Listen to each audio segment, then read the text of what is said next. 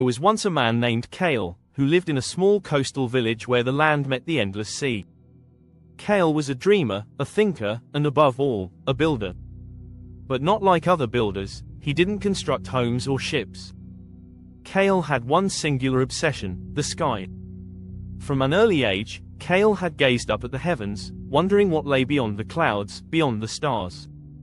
While others admired the sky's beauty, Kale wanted to understand it. As a child, he would lie on the grass, watching the clouds shift shapes and colors, and he would dream of how one might reach them. People would laugh when he spoke of such things. The sky is not for men, they would say. It is for the birds, the winds, the gods. But Kale wasn't deterred. He believed that if man could master the land, the sea, and the fire, why could he not also conquer the sky? As an adult, Kale became a renowned engineer in his village. He was always tinkering with new machines, trying to build something that could soar above the world. He began by designing wings. Not just any wings, but wings large enough to carry a man, an airship, he called it. It took years of trial and failure, his hands often cut and bruised, but each time he learned something new. In the quiet hours of night, as he looked up at the stars, Kale would whisper to them, promising that one day, he would build a bridge between the earth and the sky. Then, one day, it happened. After countless failed attempts, he crafted an airship unlike anything anyone had ever seen. It was made of light, strong materials that could catch the wind just right, and it was powered by a mechanism Kale had invented himself, a delicate balance of air and steam. The villagers gathered, skeptical but intrigued. Kale climbed into his creation, a vessel that seemed more like a bird than a ship.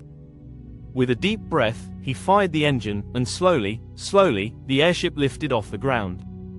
The crowd gasped. He was flying. Kale soared higher and higher, leaving the familiar world behind.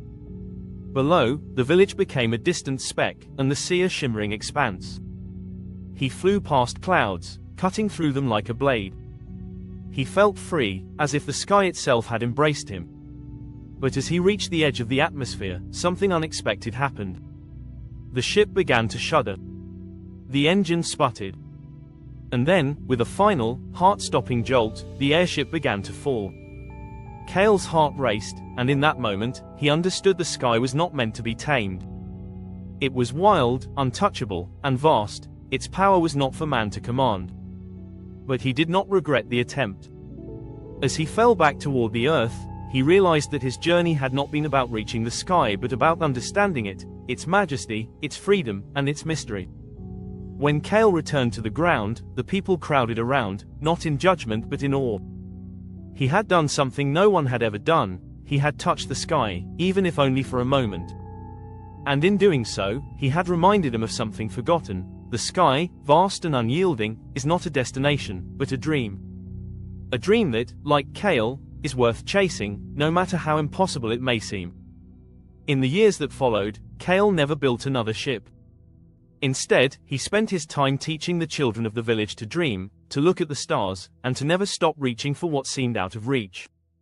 And when the sun set each day, Kale would smile and say, "The sky is not just for the birds and the winds. It is for everyone who dares to imagine."